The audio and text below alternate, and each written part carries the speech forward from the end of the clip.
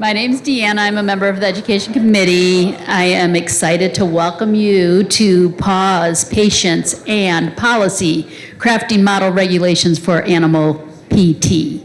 This session is going to highlight the work completed by FSBPT's Animal Physical Therapy Model Regulation Task Force, which was charged with developing model regulatory language to guide jurisdictions in overseeing animal physical therapy, an emerging area of practice. So our speakers for this session are Kurt Peck and Linda Scholl. And Kurt is the current chair of the Nebraska Physical Therapy Board. He's also the past president of the Animal Physical Therapy Special Interest Group of the APTA, orthopedics, and a core instructor in an equine rehabilitation certification program at the University of Tennessee. He'll tell you more. And then Linda is a current member of the Utah Physical Therapy Board and also served with Kurt Peck as a member of the FSBPT's task force. You can find their bios in the event app. As always, they're going to have valuable information for you, and we encourage your participation. So remember, if you want to ask a question, do signal one of us in the room to bring you a microphone, and we will be glad to do that and abide by those ground rules in the guidebook. And don't forget to do the evaluation at the end. Okay, now I'll turn the presentation over to our speakers. Great, thank you. Thank you for showing up and coming to do this. And thanks for the Federation to even allowing us to move forward with this. I've been involved with animal stuff for well over 20 years, so this has been very exciting for me. I'm gonna give you a quick rundown of a couple things. You're gonna see 4 objectives here after this picture, because I also teach in a PT program at Creighton University. So I'm used to writing objectives, I guess, before I do that. I do teach at Creighton. I've been there for over 23 years. And just showing a few photos here of a few animals with this as well. So you already read what I do with the PT board. I've been certified in canine rehab since 2014 and equine since 2016. And I am an instructor down in UT for the equine program, but I also teach in canine rehab CE courses as well. So I've been involved with this for quite a while. So people always ask, what the heck do you do? Well, I teach, and then on the side I treat dogs with our small animal vets that I work with in my hometown in Omaha, and equine I treat actually more nationally and internationally. I work with a lot of high-performance horse vets that we do a lot of Olympic level related horses with that, so that's really been a lot of fun. Here's the 4 things I'm going to cover, and part of the reason I want to do a quick history overview is just so people are aware. Before I get to the task force and the stuff that we created with our task force agenda is a little bit of a history of how PTs have been involved. We've been involved for a long time. A lot of people don't realize that sometimes. A little bit on the APTA support and now the Federation support for animal PT. And our regulatory language, I'm going to cover the highlights of what we created. The document is available for members only right now on the Federation website. So our actually full document is there. And a few examples from state jurisdictions. And then Linda's going to get up when I'm finished and really give a perspective from a state that has the laws, has had them for several years, in the state of Utah, and tell you how that's gone with that. So it's really a great lead into one of the states on top of where I'm at in Nebraska. So a little bit about the origins of animal PT. We actually have to give credit to Great Britain because that's really where more of it started back in the 1950s. And this was really with the horse racing industry with a gentleman by the name of Sir Charles Strong. He became a sir when he was knighted by the Queen because of the work he did with the racehorses over there. And he was a physiotherapist that he treated a lot of these racehorses post-racing. Did a lot of recovery type activities with a device that he created himself that eventually became known as the Strong Box, which was basically a faradic current electrical stim unit. They will not share unless you are from Great Britain. They're not going to. I tried to get what the current actually was because it's not typical faradic current we use here. I teach a lot of E-stim too. But they wouldn't tell me what it is. It says, oh no, that's patented current. Like, oh, come on. But anyway, they wouldn't tell me what it is. And it's not in his 2 books, and I own both copies of these books, and I read through this stuff. But anyway, he did his own faradic current E-stim and really treated a lot of trigger points and muscle soreness with these horses. So back in the 50s and 60s, and he was using this. So you can see him here treating a racehorse with this, and he would strap the Strong Box around his waist and go around and treat. He also created a little one for a dachshund. So in his book, he talks about treating dogs. So I love that picture with that as well. In the United States, we have to go to the Ohio State. Those of you who are from Ohio, congratulations, because our history in PT started in the U.S. in Ohio with Ann Downer at the Ohio State. She actually wrote the first PT book on animals. This is one here. I do have a copy of this as well. I'm a history nerd, so I've got books on everything of the history of this stuff. But the book is interesting because it mostly is about physical agents. It's really about using modalities. It really wasn't about some range of motion, but not manual therapy. All that wasn't as big in the 70s at that time, like we treat now, because I treat mostly with manual therapy and Therex, and modalities are just adjunctive. But that is where our first text came out of.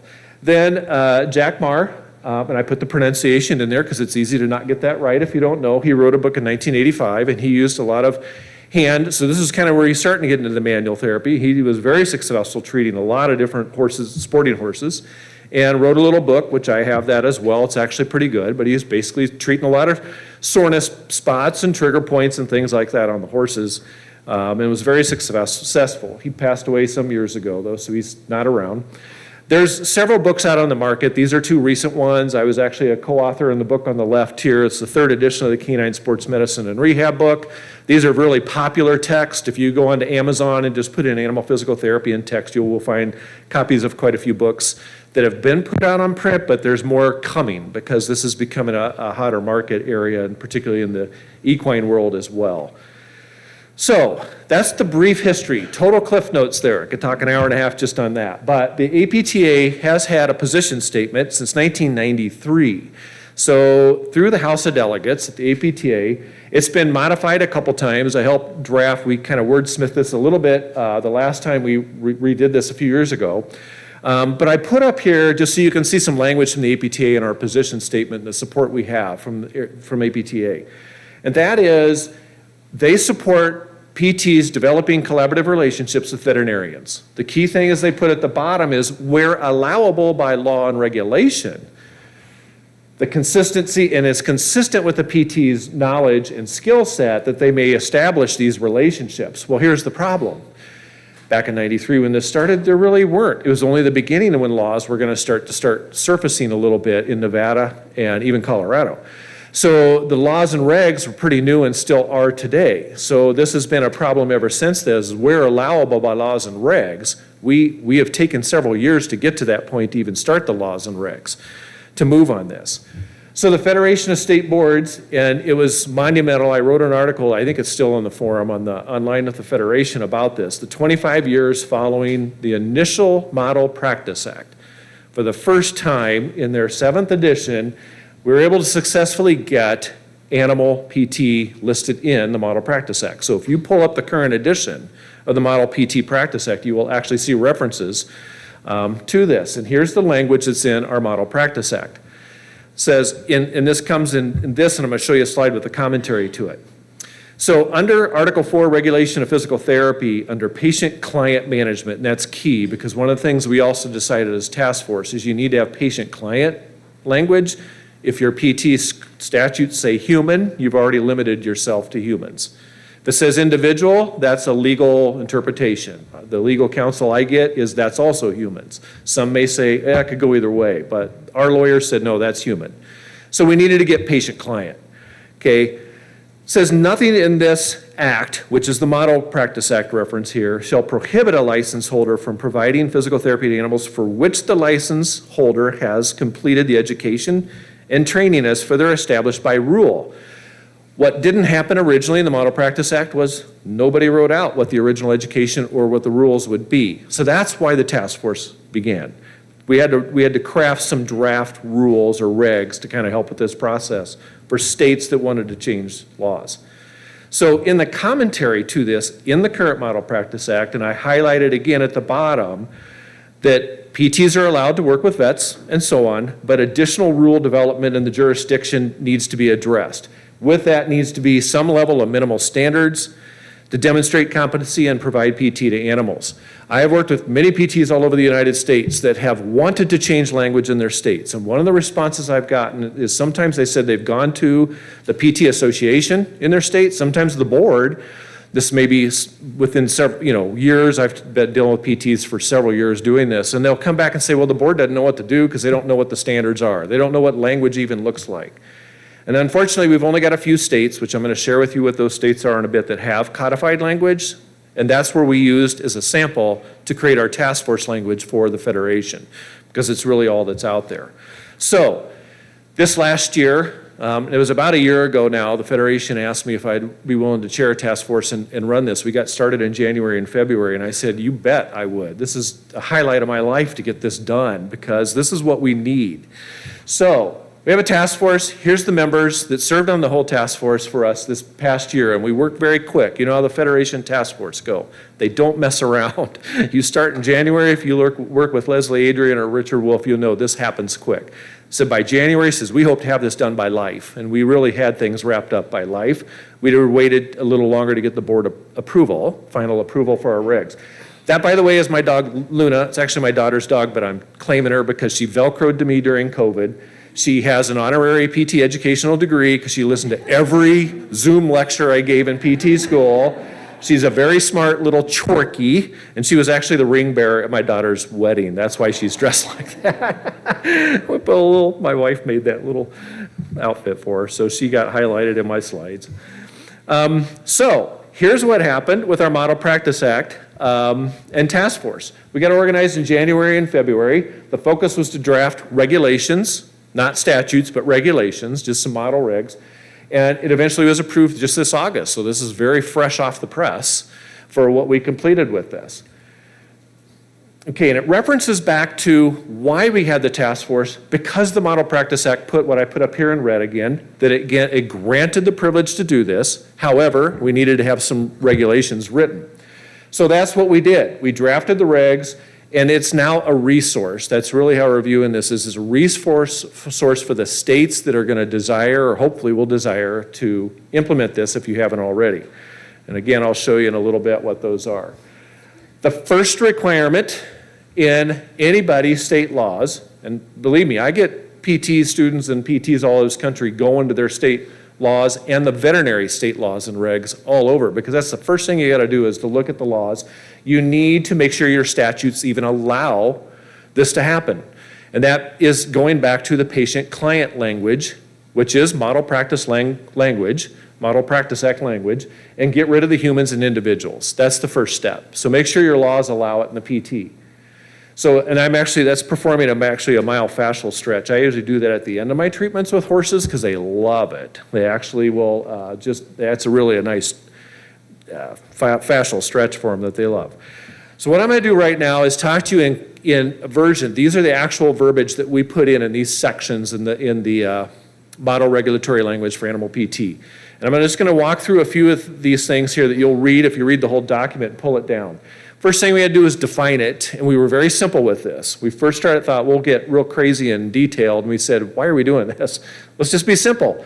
Animal physical therapy means animal physical therapy is the practice of physical therapy on animals. We're just changing species, right? So we're adding a population to our skill set as physical therapists.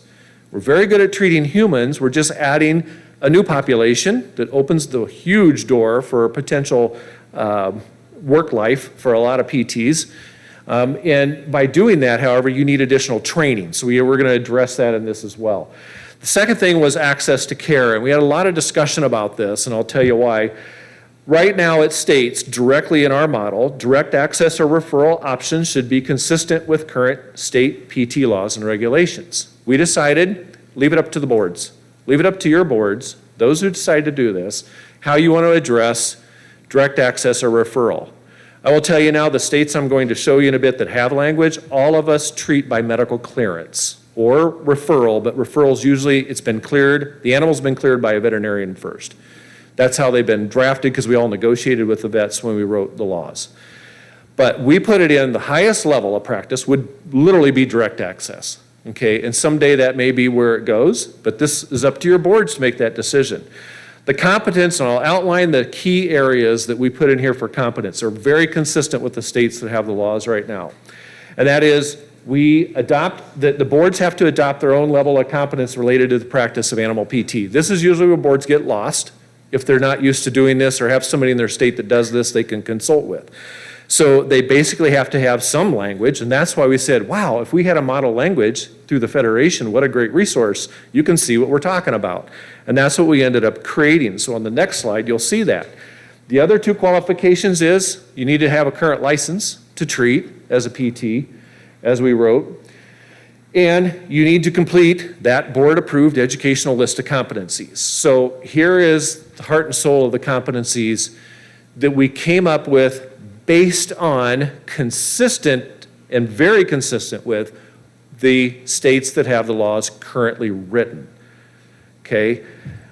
And again, you'll see the drum roll, the states of those are if you don't already know who they are. Okay, so these are the typical things. This is not entry-level PT school, okay? Most of us are not learning animal behavior and restraint in PT school. If you are, that's kind of interesting. But we don't usually have to do that. Okay, zoonotic infectious diseases. We have our own infectious diseases and things we do, but you have to learn what you can contract or so forth with an animal, being it dog, horse, cat, or what have you. Animal comparative anatomy and physiology is probably the most important piece. Having been a person who does practice this and has for many years, I will tell you it's the biomechanics, four-legged creatures, and a horse is not like a dog. I guarantee you they are two different species. Just with those alone, we have totally different issues I deal with horses than I do dogs, even though they're both four-legged. And I also deal with a whole different team of people, with farriers and saddle fitters and everything else with horses. With dogs, I just treat dogs. But you gotta know their sports, okay? That's the fun part. You gotta learn all their sports. Pain recognition in animals, a little bit different than humans. They don't talk to us. And this is a big area for veterinarians. They want to make sure we understand how to recognize pain and issues. Pain management's number one on their list with animals, and rightfully so. Animal comparative, I mentioned the biomechanics, and then common neuro and orthopedic conditions that you treat. We treat a lot of neuro-related conditions in dogs. In horses, not as much. When they have neurologic conditions that are significant, it's usually the end of what we do with the horse. The horse doesn't make it. They're too severe. But in dogs, we treat everything. You cut a leg off a dog and they'll go three-legged. Cut two legs off and they'll run around two-legged. They're amazing animals. Horse, they can't hop. So they have a broken leg. That's why they end up putting them down. Sometimes you unfortunately see that on racetracks. They don't hop around like dogs. So you got a whole different situation. And then what we do is an eval. When I teach in the equine program, we have a vet do an eval, we have us do it as a PT so that our clients, which are vets, vet techs, and PTs right now, that come into our program have to learn our different evaluation skills. So I teach a philosophy of PT evaluation, the clinical reasoning, and it's very different than a vet, very different. I've co-evaluated with vets before directly, and I said, you talk out loud. We're going to look at this horse. Very high-level veterinarian, good friend of mine. I said, same horse standing right here. I said, you eval, talk out loud. I'm going to eval, talk out loud. When we got done with our eval, we both looked at each other and said, we didn't even look at the same horse. Their mindset was, where do I inject? What am I going to use for my medication? What pharmacologic am I going to treat? And I looked at the entire biomechanics of the horse. And I said, you got a hind end issue here affecting that front end, and your rider's 75% of your problem, because they're all out of whack. So that was a huge eye-opening to some of our vets when we started talking about what we're looking at, because they don't learn the biomechanics the way we do as PTs. So there's a big difference in what we do. It's what we teach in our lab. Standards and competence. The other thing is there's got to be some clinical or case study application requirement that most states have put in that have this, and we decided to put it in our task force that there's 40 hours of supervised clinical practice, ideally under the supervision of somebody who does rehab already.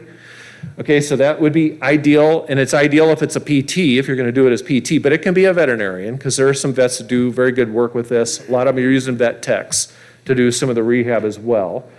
And then a completion of some sort of an assessment tool. All the certification programs currently have an evaluation tool, a comprehensive eval at the end to assure competency. And then that's been the typical way of going about this with the states. So know your state laws, and only a few states have codified language, and these are the ones that have done it historically. The first two was really Nevada and Colorado. Very detailed in the PT scope of practice. New Hampshire put it in their PT scope of practice as well. They tied it to the vet regs. A lot of these states will have tied to some component to the vet regs, but it's in the PT statute, so that's actually where you'll find it. Utah as well, which is why Linda was invited to be on this task force, and she'll speak to Utah's laws and how well that has worked. Then there are those that did it in the vet regs, and that was for multiple reasons. One, maybe the PT Association wasn't interested, and the vets were, and so they opened up their regs and invited PTs to the table. And that's what I did in Nebraska. Oregon and Wisconsin have very favorable language to refer to vets as well. The PT I teach with, who's a FEI dressage competitor down in Wisconsin, she's got good language in Wisconsin. But doesn't mean they can't add language or change this. They just have favorable language right now with this. So we really only have 5 states with intentionally codified language. In other words, they went with intention to write the laws to help with PTs. And that is Colorado, New Hampshire, Utah, Nevada, and Nebraska. We would like to see that expand to, several other states would be ideal to make this work. Just a couple examples, and then I'm going to pass the baton over to Linda to talk about Utah specifically. But in Nevada, you can kind of see what gets written in these things. Nevada lists out their competencies after they say 100 hours of instruction, and then your course competencies got to include something to the level of assessment planning, behavior biomechanics. You'll see consistency here with what we drafted with the model regs. Colorado, same thing.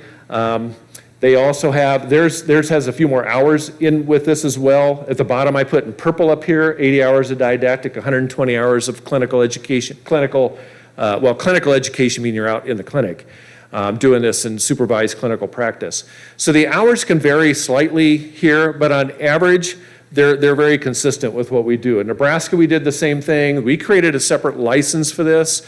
Colorado's licensed with this as well. We have a separate license because I'm licensed through 2 boards, the human board for my human practice, the vet board for my animal practice. It's worked fine. We've had no issues, but we work great with the vets. We collaborated very well with them and made it work, no problem. And so I had my relationship with them is great.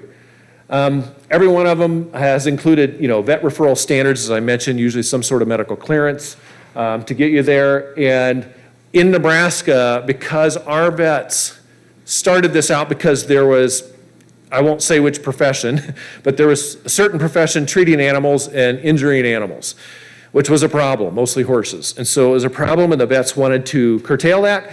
And they were, instead of issuing cease and desist orders, they said, let's regulate it. And then they opened the door to the table, sent out letters to the boards, and that's how we got involved with it. And then massage therapists, acupuncturists jumped in. And because the Tennessee program in canine allows occupational therapists involved, they put OT on ours. The OT jumped in at the last minute, which kind of frustrated me a little bit because I spent 8 years getting this done in Nebraska. This was not an easy process. And I had already done all the work. Language is already written. I ran the task force. I testified for their statute, everything. And an OT comes in at the last minute. Oh, we'll put OT on there because Tennessee allows OTs and you've got a national certification option. I thought, oh, come on. But she's a good OT. She actually does very good with this. I'm going to skip the 2 Utah slides because I am going to pass the buck on to Linda here with one last slide I'm going to mention. And I'm out of time with this, but there are some things I do want you all to know as regulators. This is actually quite important to understand where the state of animal PT is in the U.S. right now.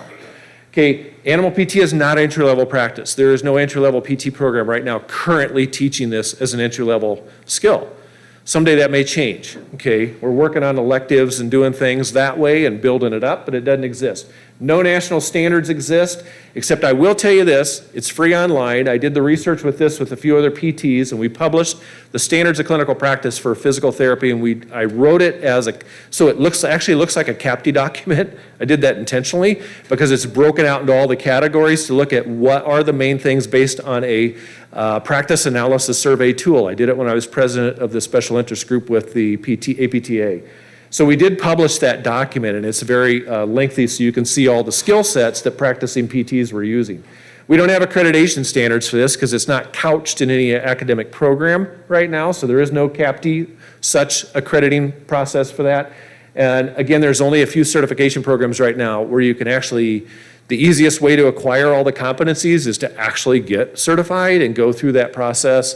And there's only a couple programs that offer that right now. So I'm going to stop with that and turn this over to Linda. Talk about Utah. Wow, that's like impressively done. Oops, you might want that. I'll just let you not change slides. Oh, gosh. Okay. Hi, I'm Linda Scholl. I am a physical therapist and I treat humans.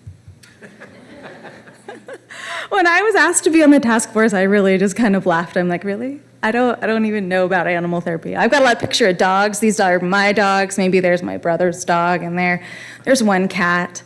I don't treat animals, but I have learned an impressive amount about animal physical therapy. And as on the Utah Advisory Board, I've learned a lot about regulation, and I've been involved with different things through my time as a PT, whether it's been APTA or with FSBPT, and I'm just impressed at all the regulation that happens. So my job today is to tell you a few things about Utah and how it works there. It seems to go rather well. I want to tell you a little bit about the practice guidelines, kind of the current status, and then also as a regulator, what I learned that was maybe enlightening or helpful if someone's interested in going forward with animal physical therapy. So why Utah? I think Utah has a really unique and amazing legislative and practice environment. There's a lot of things that I've started out my practice not realizing that other states are trying to get something that's already been granted to me. There are some things with legislative milestones that shaped animal physical therapy in Utah, and just the opportunities that are there for physical therapy, and as well as the opportunities for animal physical therapy. And then hopefully some current trends and maybe possible future direction. So the next slide, I just want to tell you a little bit about with our timeline in physical therapy. So physical therapy is just starting in England, and we're getting licensed, or animal physical therapy is starting in England when Utah gets licensed as a PT. In 1985, we had direct access, so I've literally, been with direct access for a very long time, and someone approached the vets with equine to get it put into the Vets Practice Act back in 2005. And then there was put into the animal physical therapy practice in 2009. And then here in 2025, Utah has been deemed the ability to call themselves primary care for neuromuscular conditions. So we've kind of come a long way in Utah, and I wanted to just point that out. Really briefly about primary care in Utah, I feel like this is important to say because it gives you a mindset of where I was coming onto a task force. And so when Utah's Voice was speaking up, I tended to be pretty open about being able to practice at the top of your license, and I wanted to make sure that whatever model regulations were out there, that nothing was limiting us. In Utah, we had some legislation that just passed, and because we've had direct access for 40 years, basically workers' compensation came to us and said, we just want to decrease costs, and I would really like to be able to have someone see a PT without having to go to a doc and all this other stuff. So basically, through legislation, we had the ability to put to be added to the list of primary care providers in the Health and Human Services Code, so along with MDs, nurses, PAs, and dentists. And then we also got into the insurance code saying that they can choose a PT as primary care, and that there's no increase in copay to see someone, and it doesn't change the scope of practice at all, so it doesn't mean that we can do more than what we already do. And then the last thing is that it's solidified in the PT code that we do not need a referral for physical therapy. So even though it was there before, we basically solidified that. So with that progression and direct access and no referral requirement, it kind of guided my voice on the task force. And just briefly, this is if you want to see it, this is the code that was said in the Health and Human Services Code. Here's the code for the neuromuscular conditions and insurance code. And then, so I spoke a little bit about how physical therapy came in, or animal physical therapy came to Utah. And I wanted to bring up a few of these things that happened there, not only with the veterinary bill, but also with the being added to the physical therapy code. I'm just going to pull those out there. They basically just solidified a few things that Kirk had talked about. What education is required? There needs to be a referral from a vet or a medical clearance along that line. And then one of the things that was pretty cool when we went to physical therapists is we also included physical therapist assistants. And we thought that having that as an option is just great. If I am a huge fan of PTAs, so when this happened, I was practicing, but I wasn't part of this legislation, and I'm just proud to say that we like our PTAs in Utah. But there was opposing concerns during legislation, and I think this is something that's very important moving forward so that you all can see what, that you all can see the different things that are trouble or possible hurdles you'll have to come through. And I want to kind of take a second about that. So basically one of the biggest things I learned is that veterinarians have different viewpoints about how they handle their clients or their patients. They see care differently than the medical profession. They have an animal that they see, and that animal is their responsibility from ever.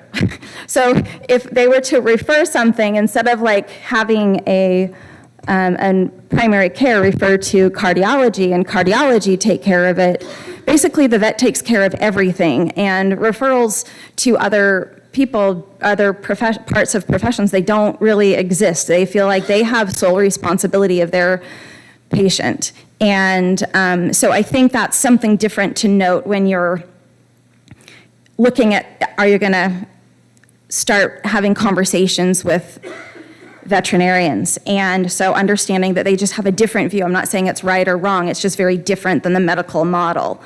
And so then another thing they questioned was our training standards. And they want to make sure that you're trained in all the things Kirk was talking about, making sure that you have anatomy and physiology, and in Utah it doesn't say zoonotic infection and such, but I think that seems very interesting.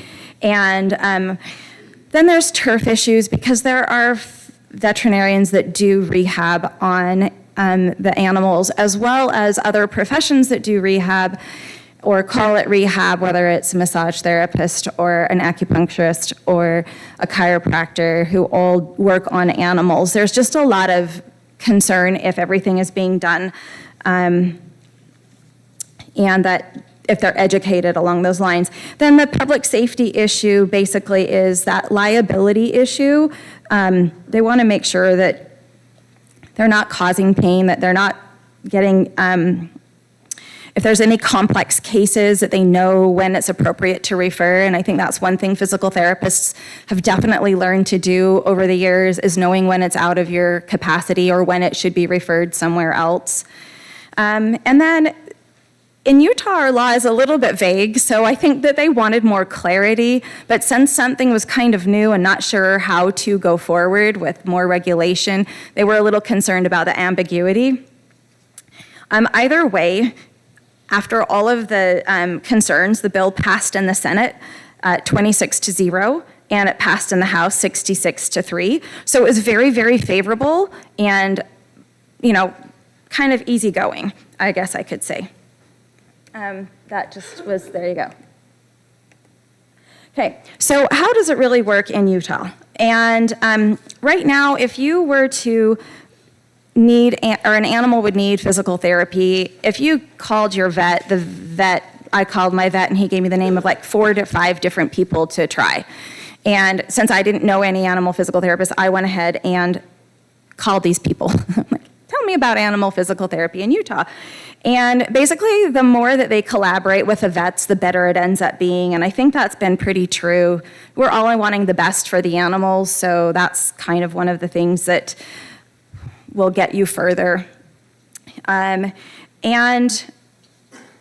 like I said, there are other in Utah, we have a need for a referral in I think it says acupuncture and physical therapy, but then there's a debate if we just had a law that says we can't or we don't need referrals. So that's a question on how they're going to handle it moving forward in Utah. But as of now, you don't need a referral if you do animal chiropractic, or if you do animal massage therapy. Just as a head note there. And what's not working in Utah, and I would say basically the confusion of knowing that there are so many different professions. Some people don't even know that animal therapy is something that physical therapy is something that can be done. There are vets that do rehab, so the vets are questioning things, and there's just lack of public awareness, lack of the vet's awareness of what the qualifications are, or what you would need to have. And so those are the things that really aren't working well. And then kind of talking about moving forward, if you're going to be setting model practice, or if you're going to try and go through with regulation, one of the things that I think is important to remember is that although this might be developing, we want to look that we can practice at the same high standards that we want as a human when we're treating an animal. We don't want to limit ourselves. We want to make sure that we can treat to our highest level of education, and that can go in a way that doesn't limit us as much.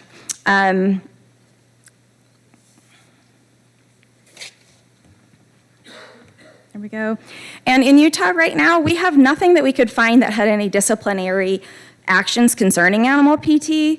There's no complaints. Any complaint that was out there was basically saying, you're not educated, and the animal PT is like, I am educated. Let me show you. And then it's like, oh, okay, great. I'm going to refer to you. Or, why are you telling them that they have back pain? And the guy sends the animal to the vet, and the vet's like, oh, look, he's got back pain. And so it all ends up being in a positive scenario. So nothing is that I've known or that we've heard has gone awry. And so basically we need to keep doing good PT on humans. We need to do good PT on animals. And then I think one of the things moving forward is just building the bridges and telling not all of our stakeholders, which are the vets, vet techs, animal owners, different professions that are out there that work with animals, and just do education about what animal physical therapy specialty can do and has as a something to help these animals.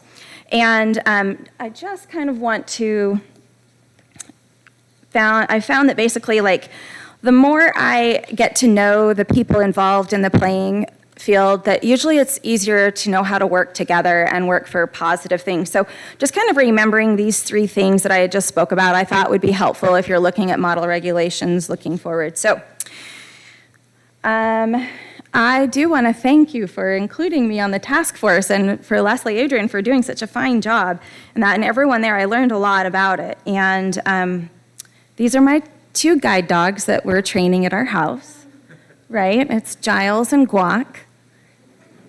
Yeah. Anyway, they are cute. So I am involved with animals, but we're going to go ahead and open it up for questions. How's that sound? Thank you.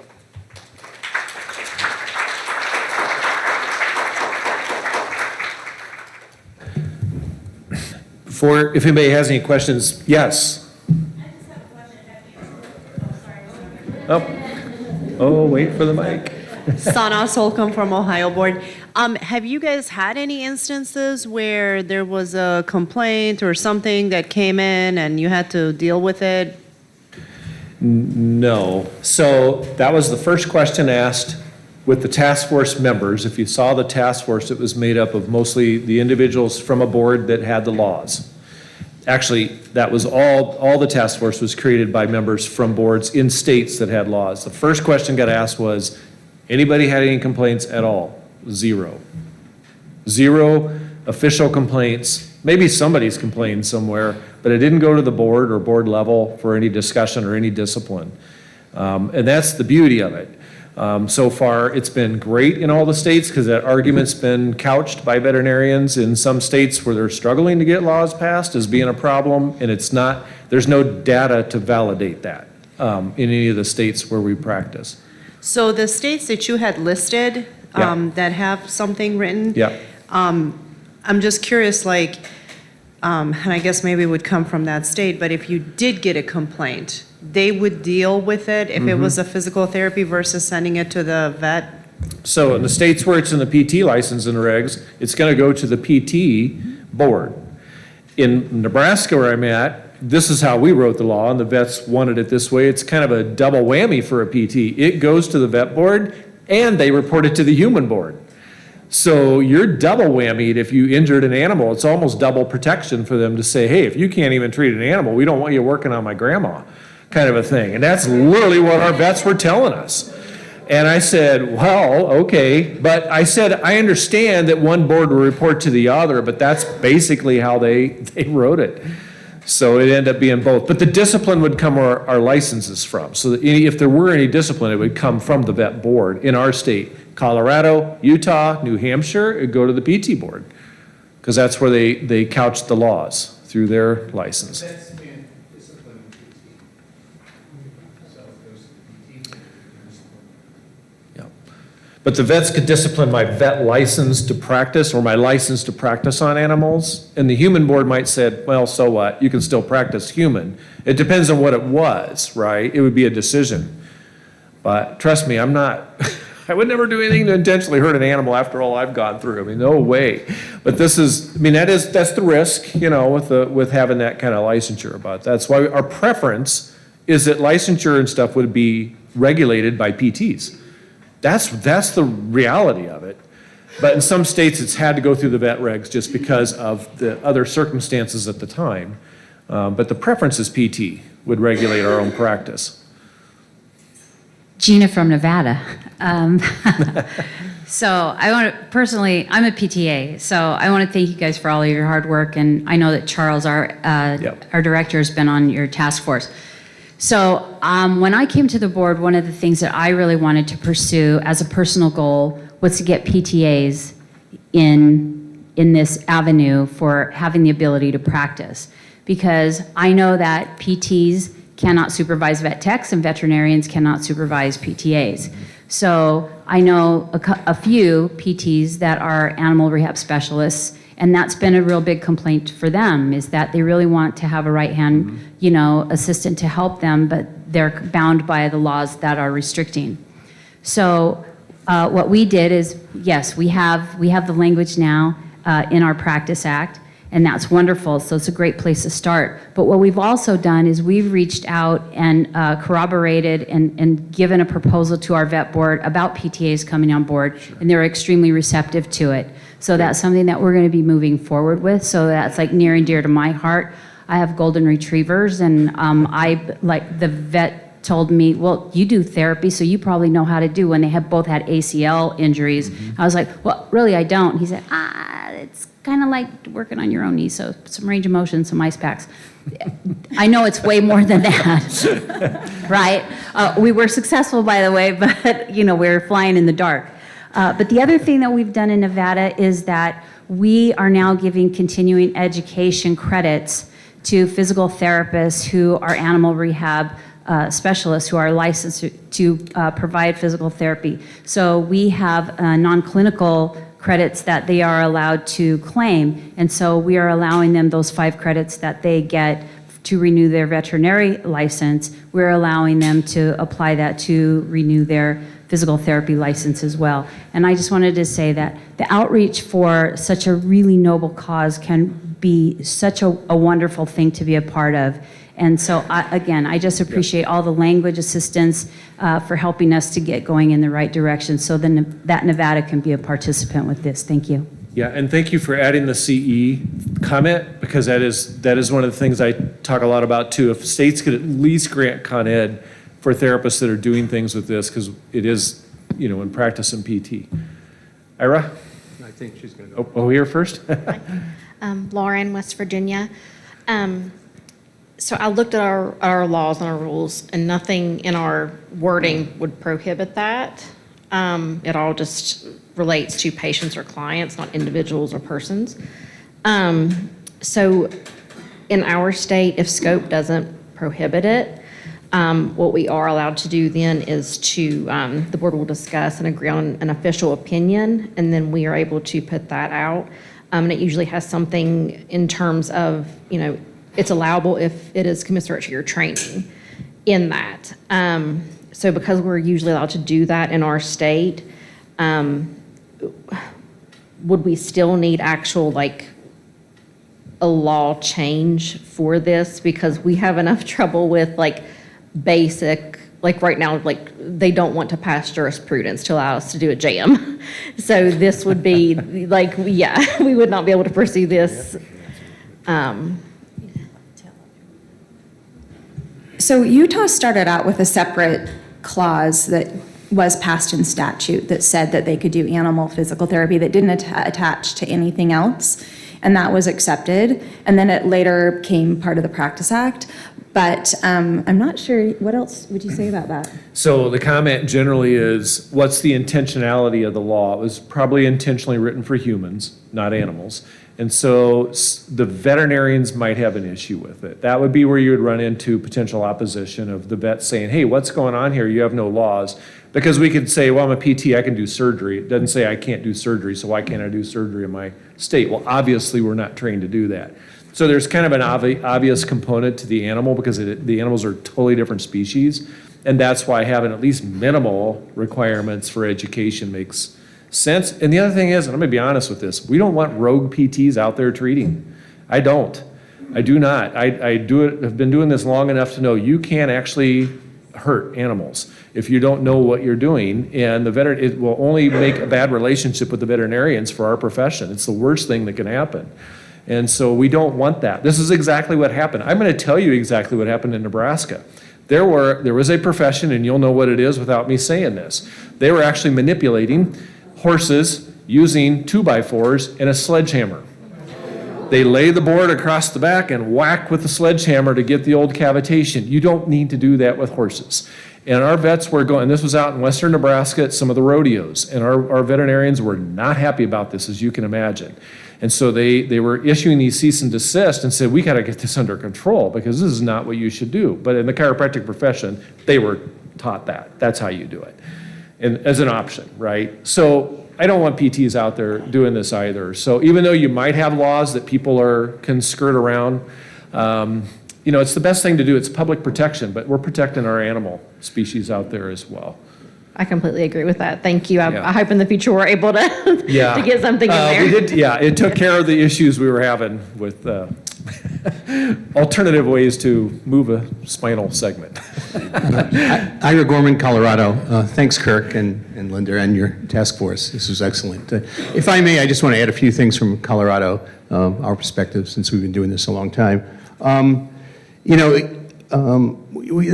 We were very interested in getting something not into statute, cleaning up our Practice Act with human and individual. Then we went through rule, and we were very specific in rule, which we had total control of. In the hours, we have the 80 hours of training, and we didn't specify where that. At the time, University of Tennessee was, I think, the only certificate program, and we would recommend people there. Now people can get it. So it's general. As long as you have the 80 hours of training, then you meet that, and then 120 of supervised, you called clinical ed. It's supervised practice with not just a vet, but it's a PT who is also certified under that. We don't have licensure. We have a list. We keep a database of people who are qualified. They apply to the board. They get listed on that. And so we keep it cleaner than having specific licensure or registration, but we do keep track of people who are able to practice and then who are able to train others. So we managed it that way. The biggest thing I want to share is that, and you hinted at it when you gave the example about working with the vets, the vets are just like physicians. They know the medical side of treating their patient. They don't know anything about rehab. And just like when you said you evaluated the horse in two different, the same thing could be said for physicians for years. It's just the physicians are less willing to give that up. But it's like a physician practicing PT. They're legally allowed to, but we hope that they don't do that in their office, and they usually don't because they don't have time. We found the vets were very interested in collaboration, not control, and that was the biggest thing. And when we sat down with them and came up with the term medical clearance, because of course their default response was, we have to refer, we have to have a prescription. And when we explained we have direct access in the state, we're not going to go that way. what else can we look at, and what's your interest? And they just wanted collaboration. They wanted a vet involved in the care. They didn't want PTs just treating animals without being cleared by a vet. And that's where we came up with the term of veterinary clearance. And it was very positive, and since then it's been, and I found working with the vets to be extremely positive, and as I said, they're interested in collaboration, not control, and it's worked out really well. We are out, thanks so much for saying that, Ira. We're out of time. This has been great. Thank you for your questions. We're certainly willing to answer anything after the session if you want, or often during break. But Please remember to yeah, do make the sure, I gotta evaluations. say, make sure you complete the session evaluation if you haven't done so already. Thank you. Thank you. Thanks, sir. Thanks for coming. I didn't have a choice. I was signed here for education.